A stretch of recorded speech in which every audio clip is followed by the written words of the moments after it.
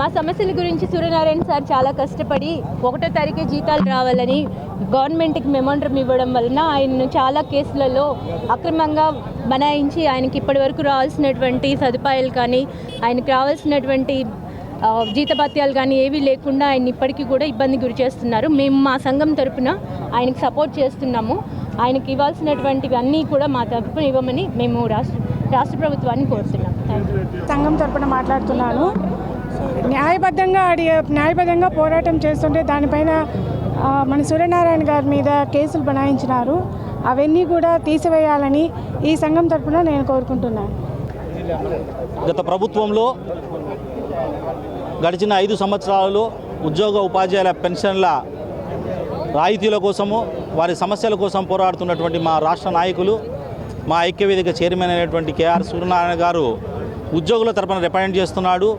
రావాల్సిన రాయితీల కోసము ప్రభుత్వంతో లాలూచి పడకుండా ఇతర సంఘాల మాదిరి భజన చేయకుండా ఉద్యోగుల కోసం పోరాడుతున్నా అని కక్ష సాధింపు చర్యలు చేపట్టారు.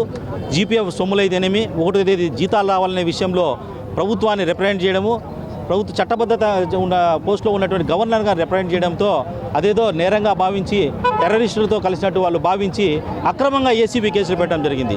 ఏసీబీ కేసులు పెట్టాలంటే ఒక ఉద్యోగి ట్రాప్ అన్నా అవ్వాలి, లేదంటే డిస్ప్రపోర్షన్ అసెట్స్ అన్నా ఉండాలి, ఆదాయానికి మించిన ఆస్తులు అన్నా ఉండాలి. ఈ రెండూ కాకుండా ఎందుకు కేసు పెట్టినారో తెలియకుండా సూర్యనారాయణపై కేసులు పెట్టడము, 4 నెలల పాటు వారిని వారి కుటుంబ సభ్యులను వేధించడం జరిగింది.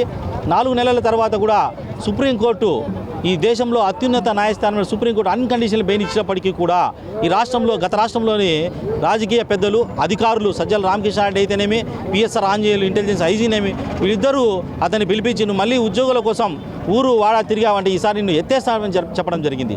ఈ విధంగా వేధిస్తున్నప్పటికీ కూడా ఉద్యోగుల పక్షాన నిలబడి మార్చి 13వ తేదీ తనతో కలిసి వచ్చే సంఘాలన్నిటితో ఐక్యవేదిక ఏర్పాటు చేసుకోవడము, ఈ రాష్ట్రంలో అన్ని జిల్లాలు అన్ని ఊర్లు తిరిగి ఉద్యోగులను ప్రజలను చైతన్యపరిచి ఇప్పుడున్న ప్రభుత్వం అధికారంలోకి రావడానికి తోడ్పడడం జరిగింది. అయితే ఇప్పుడున్నటువంటి ప్రభుత్వము పాత విషయాలని గుర్తుపెట్టుకొని మా నాయకులపైన పెట్టిన అక్రమ కేసులను బేషరతుగా ఎత్తేయాలి, అతనికి సస్పెన్షన్ ఎత్తివేయాలి, రావాల్సిన రాయితీలన్నీ వెంటనే ఇవ్వాలని ఈ ప్రభుత్వాన్ని చేతులు జోడించి ప్రార్థిస్తున్నాం. Thank you.